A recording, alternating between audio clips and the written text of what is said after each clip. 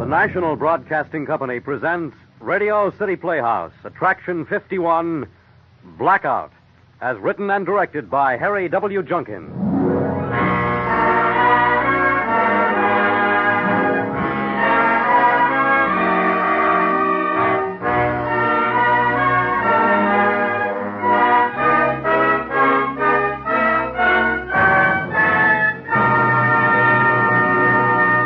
Ladies and gentlemen, here is Harry W. Junkin. Good evening. Tonight we are very happy indeed to welcome Miss Jan Miner back to Radio City Playhouse after an absence of almost 10 weeks. To our regular listeners, she needs no introduction. To our new listeners, may we say that she is one of the busiest, most talented, most charming, and most sought-after actresses in New York. She is heard regularly over NBC in Laura Lawton, Road of Life, and The Eternal Light, to name only a few.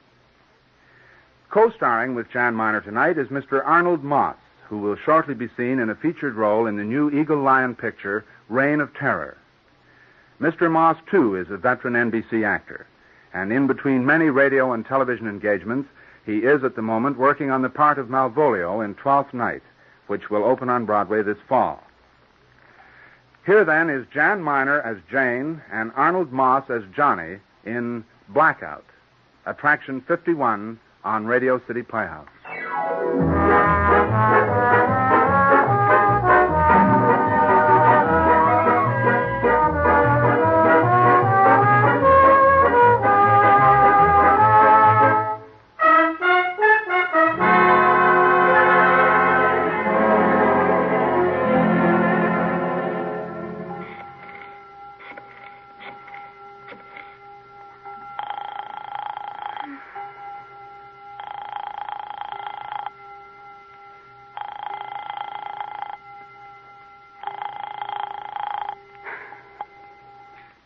Hello?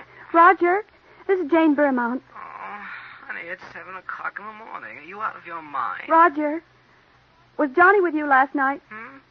Oh, yes, for a while. Why? Because he isn't home yet, and I'm worried. I thought maybe Now, look, Jane, it was sort of a celebration, you know. Murdoch being made editor and everything. I really... Roger, he didn't take a drink, did he? Yes, honey, I'm afraid he tied one on. Roger, he promised. He knows what happens when he drinks. He promised me. Roger, haven't you any idea where he might be? Oh, Jane, go back to bed and relax. Johnny will be all right. Roger, Hello? Hello?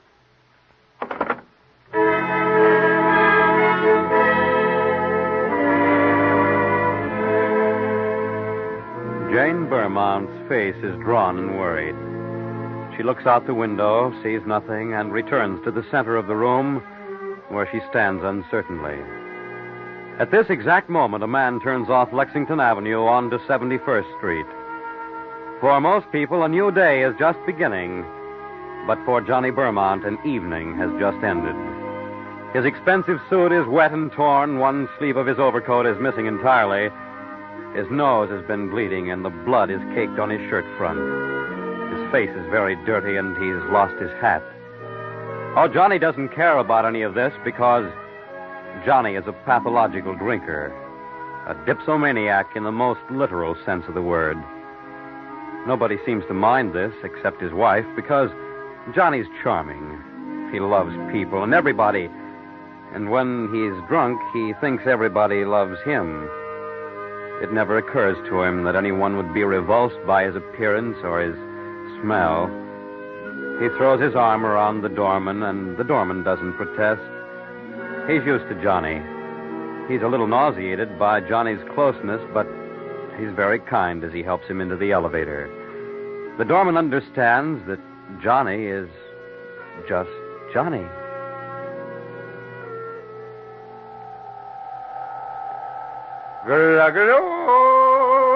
Gluggly, there's an angel on my knee.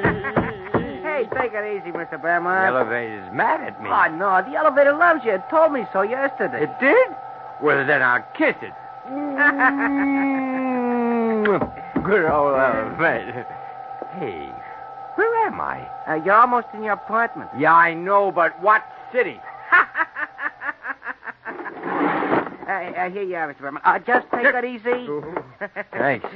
Oh, golly, was I in a fight. Oh, boy, oh, boy. Oh, you're a good fellow, Patterson. And was I in a fight? I took Frank Murdoch. Do you know him? No, I don't, Mr. Berman. Watch it down. Yep. That's it. Jumped up and down on his face until I kicked all his brains out. Brains. He hasn't got any brains. I tell you, I killed him. I absolutely murdered him. That'll teach you. Here you are, Mr. Berman.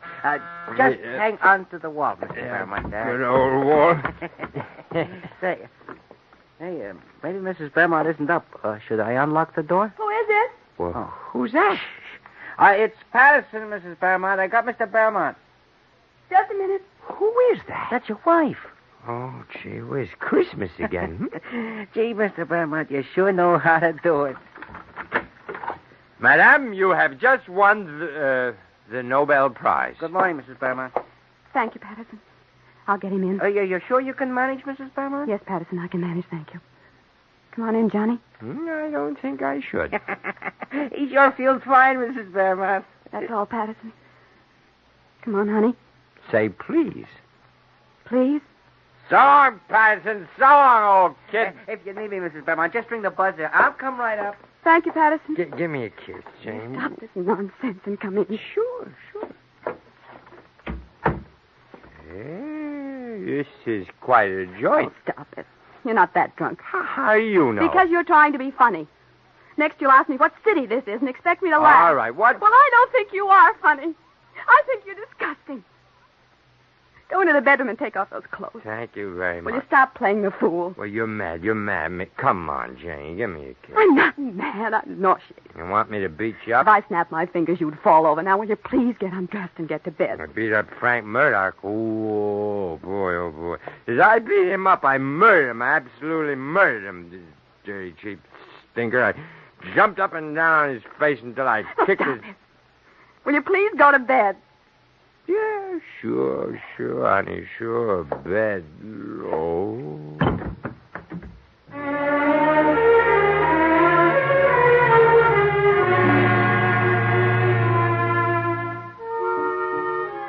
I had to get Patterson back up to get him into the bedroom. Then we took off his shirt and his shoes and covered him with a blanket. Patterson thought it was amusing. He thinks Johnny's a sport, that he's very gay and charming. When Patterson left, I wiped the blood off Johnny's face with a wet wash rag. He was asleep instantly, and I sat there beside him most of the morning. What do you do with men like Johnny? He has a funny little black curl that falls over his forehead. And his good looks and charm. Well, anyway, it was almost 5 p.m. when he woke up. He showered, shaved, drank 6 glasses of water, 4 glasses of orange juice, and 3 cups of coffee. Then he sent me out for the papers. When I came back, I could smell bourbon again. He'd had to have a drink to steady himself. He sat there reading the paper. And I sat there, looking at him.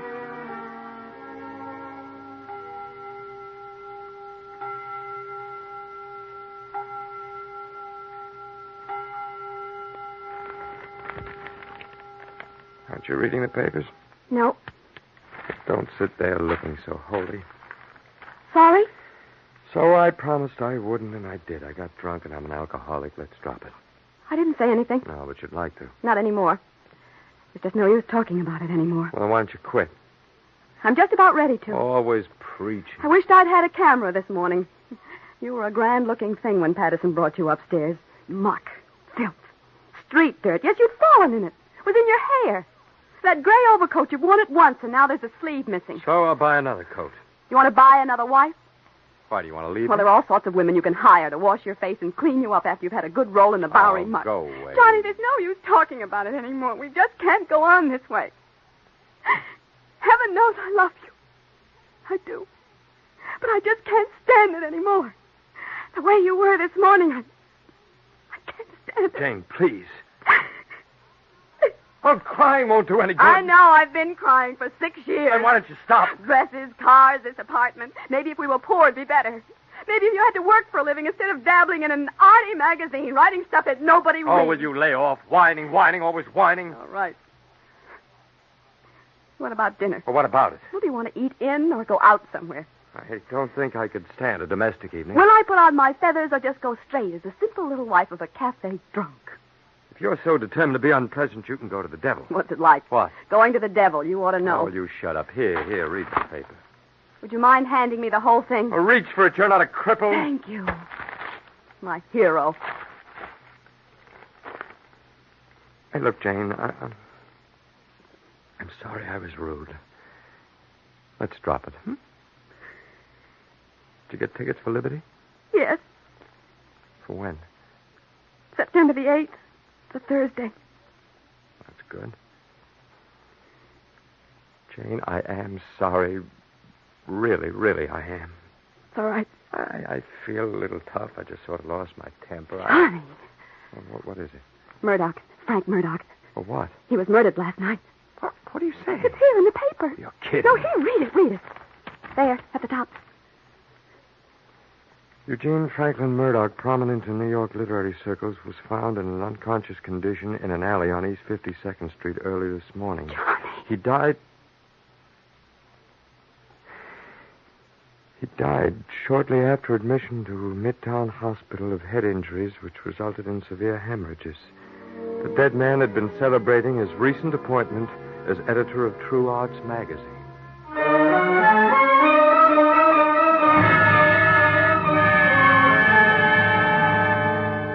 Jane, I couldn't have done it. It's absolutely ridiculous. But you said you jumped up and down on his face. I did? To me and to Patterson. To Patterson? He told me. When I went out to get the papers, he remarked that you'd had a pretty big evening, that you told him you'd beaten some fellow up. What, did I say it was Murdoch? Yes. Yes, you did. Jane, I don't fight with people. I never get nasty. When you fought with somebody last night, you were covered with blood and your nose had been bleeding. It's ridiculous. It's absolutely ridiculous. Well, isn't it, Jane, isn't it? I don't know. Well, what do you want me to do? Well, can't you remember anything? Do you expect me to go down to the police and tell them I think I killed Frank Murdoch? Can't you remember, Johnny? Can't you remember anything that happened? No, not much. Not much toward the end. I know I met Larry Oathwaite. We joined Frank and Roger. Say, maybe Roger would know. He didn't seem to know much when I spoke to him. What, did you phone him? I phoned him this morning. It was 7 o'clock. I thought maybe you'd been killed or something. Oh, Jane. Well, what am I supposed to think when you don't come home until 7 in the morning? Am I just supposed to go to bed as if nothing was the matter? For heaven's sake, don't start crying. Well, that's all I do now, Johnny, is cry. I can't help it. It's all supposed to be so gay and charming and solid. Phone Roger and see if he knows anything. I can't just ask him if he thinks I killed Frank. Well, make something up, but please, phone him. All right, give me the phone. You know his number? Yes.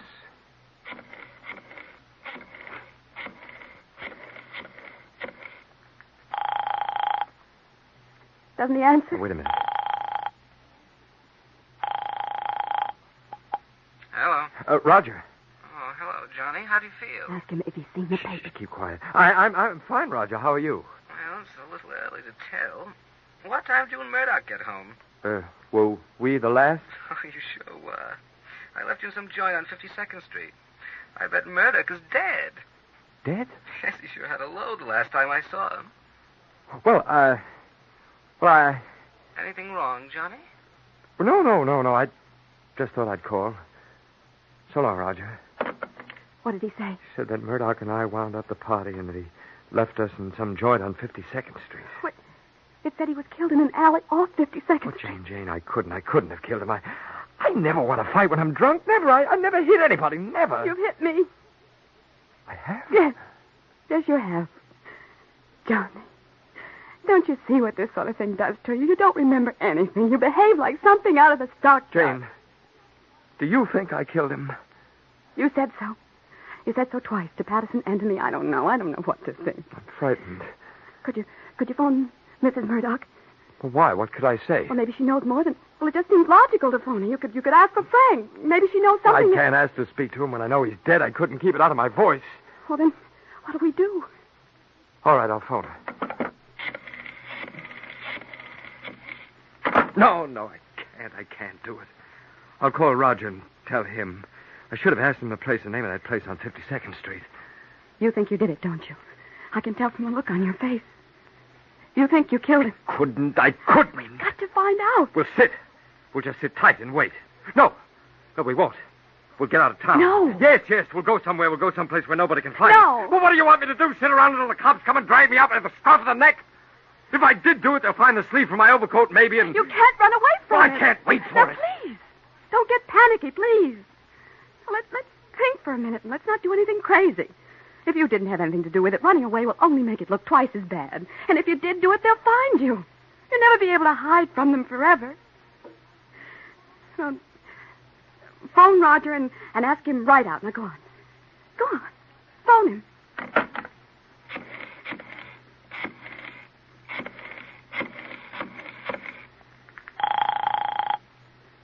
You ask him. No. Well, I can't. Ask him right out if he knows anything about it. Won't it sound funny? Hello. Roger, this is Johnny again. Jane and I are having a little discussion, and... Well, what was the name of that place that Murdoch and I ended up in last night, huh? Don't you remember? Well, you know how it is, Roger. No, I don't. What do you mean? I've seen the paper. You have? Yes. Well, what was the name of the place? Silver Moon Bar. On 52nd Street. Mm-hmm. Well, Roger, were Frank and I getting along all right? I mean, did we fight or anything? If you've seen the paper, you know what I mean. Well, I'm just trying to make up my mind. I've come to the conclusion that if anybody asked me, I'd have to say you weren't getting along all right. Goodbye, Johnny. No, Roger. Wait, Roger, listen. He hung up. What did he say? He said that if anybody asked him, he'd have to say that Murdoch and I weren't getting along very well. Dear Lord. We were in the Silver Moon Bar on 52nd Street. Do you want to go down there? You think we should? I don't know. Don't go. But Johnny, Don't go, I said. Let them ring. They'll think we're not in and go away. Shh. Listen. Johnny, please Keep quiet. Let them ring. They'll go away. Let them ring. We can't just pretend we're out every time the bell rings. There, they've gone. I'm going to catch a plane for Canada. No. There's a plane for Montreal every hour. You can't run out on I'm it. not going to stay here and have a murder pinned on me that... Well, if I did do it, it was an accident. I won't let you leave town. Well, then what can I do? Johnny, please. Please, let me go. Listen.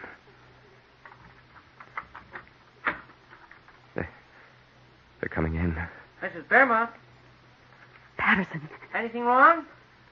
What is it? I have a parcel here from Macy's. It came this morning. I forgot to bring it up. I thought you weren't in when you didn't answer the bell. Just leave it in the hall. Okay, Mrs. Bermont.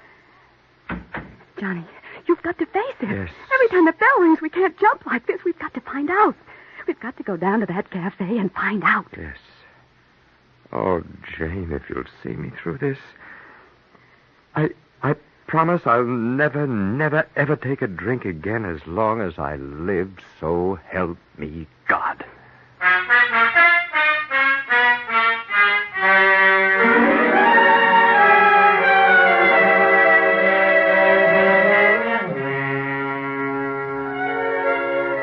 We knew then that even if Johnny had done it, we had to find out the truth. Patterson got the car out for us, and just as we pulled away from the front of the apartment, we saw a precinct car slide into the space we just left. We stopped for a red light at the corner of Fifth Avenue, and I looked back.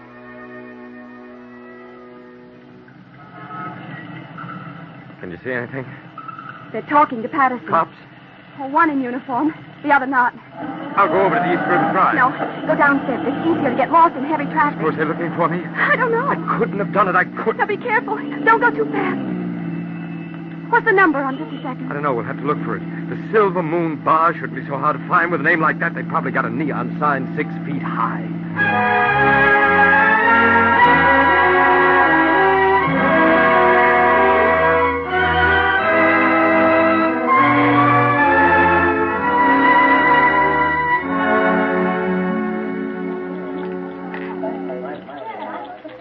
Well, now that we're here, I don't quite know what we're supposed to do. I suppose we could order something. You want a drink? No. Go ahead, if you want to. Would you mind? No. Well, no. No, I'll have coffee. Jane, I'm finished. I'll never, ever take another. I'm finished. I've quit. No, you haven't. Oh, yes, Jane, I promise I'm on the way. Don't make promises you can't You'll keep. see this time I mean it. Do you recognize any of the waiters? Yeah, that little dark fellow. No, I'm not sure. I don't even recognize the place, let alone the waiters. But you're sure you were here. Well, Roger said we were. But don't you remember it? No. Couldn't you ask one of the waiters if you... Here he comes. Hi, folks. What'll it be tonight? What'll you have, dear? I have plain ham sandwich and coffee. Yes, make it 2, please. 2 plain ham sandwiches, 2 coffees, okay. Oh, waiter. Yeah? What is it, Mac? Do you remember me being in here last night? That's all right, Mac. You were plastered. No hard feelings. No. What did I do? You sucked that guy you were with. Huh? That's all right. I didn't like him neither. It's okay. Lots of guys get a little rough. Forget it, Mac. We're used to characters. Johnny, I'm frightened. It can't be true. It It can't. all fits. Roger said you quarreled. This waiter says you socked him. You said you beat him up. You were covered with blood. Your nose was bleeding. I'm afraid, Johnny. I'm afraid that this time... Jane. What is it? That waiter's phoning. Huh? Look behind you. The fellow that took our orders using the payphone in the corner. Well, maybe it's a friend. Now, watch out. He's looking at us. He knows we're watching him. Let's get out of here. No. He's phoning the cops, I can tell. He's being very casual. But where are we going to go? We can't go home now. Where can we You go? should have let me pack. You should have let me go to Canada. We've no money, no clothes. Johnny, we've got to go down and face it. We've got to leave here and drive to a police station and face it. No, I'm going. I'm getting up now, and I'm walking right out of that door. Are you coming? Leave some money on the table. Are you coming? What do you think?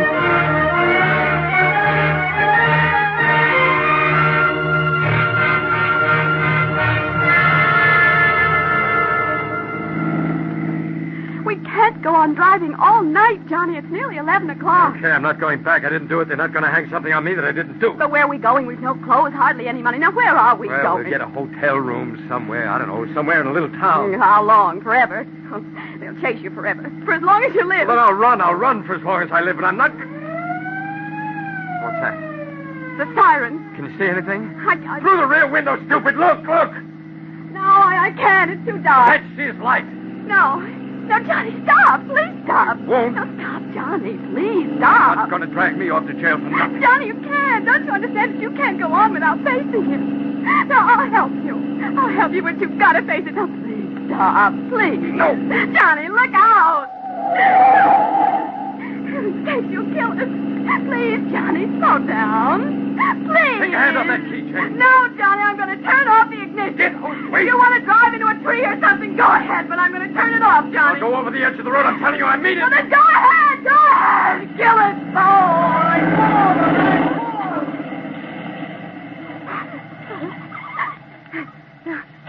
Johnny, don't be afraid. I'll help you. I love you, Johnny. Just...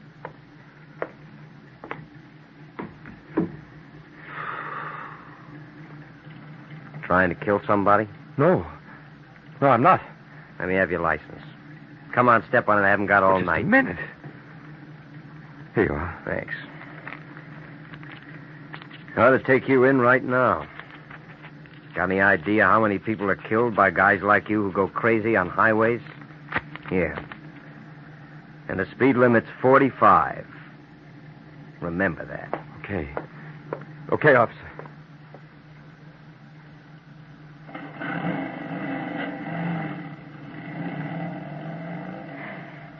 Now what? Home, I guess. What else is there?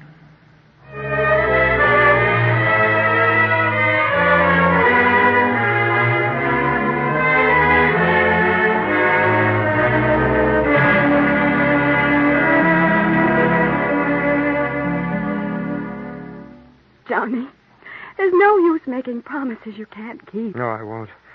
I tell you, I'm through with drinking. Never, never, ever again. I'm going to call the police and tell them. They won't get me for murder. At the most, it'll be manslaughter. Certainly it wasn't premeditated. We'll get the best lawyer in town and fight. We'll fight like mad. And, Jane, if you'll stick with me, I swear I'll never take a drink again. Do you believe me, Jane?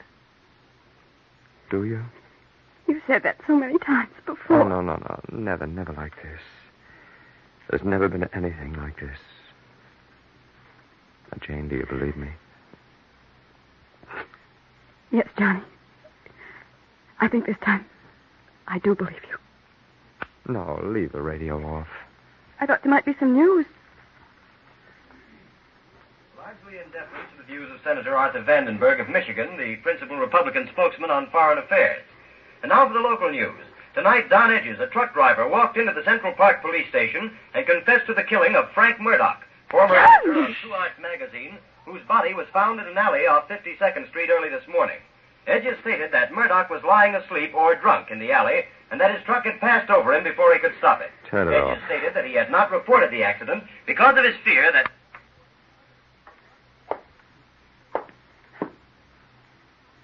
Johnny, please don't.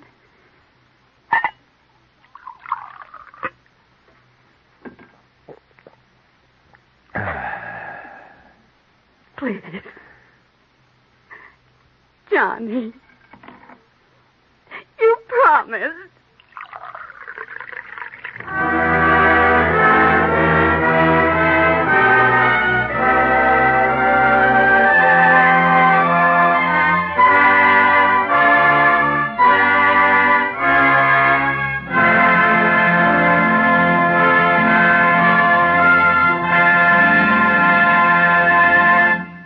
You have just heard Blackout, Attraction 51 on Radio City Playhouse. Jan Miner was Jane Beaumont. Arnold Moss was her husband, Johnny. Other players included Louis Van Ruten, Eugene Francis, and Larry Blyden. The music was composed and conducted by Dr. Roy Shield. The script was written, directed, and produced by Harry W. Junkin.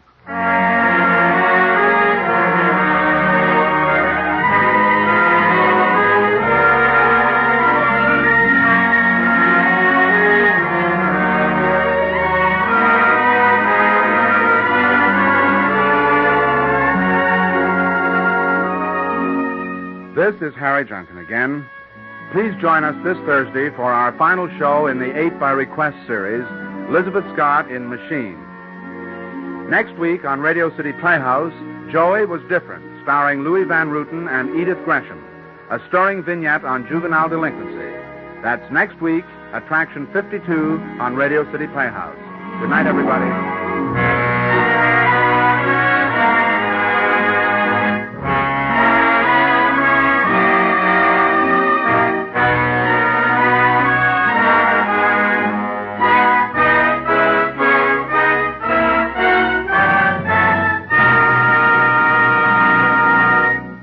This is Fred Collins speaking. This is NBC, the national broadcasting company.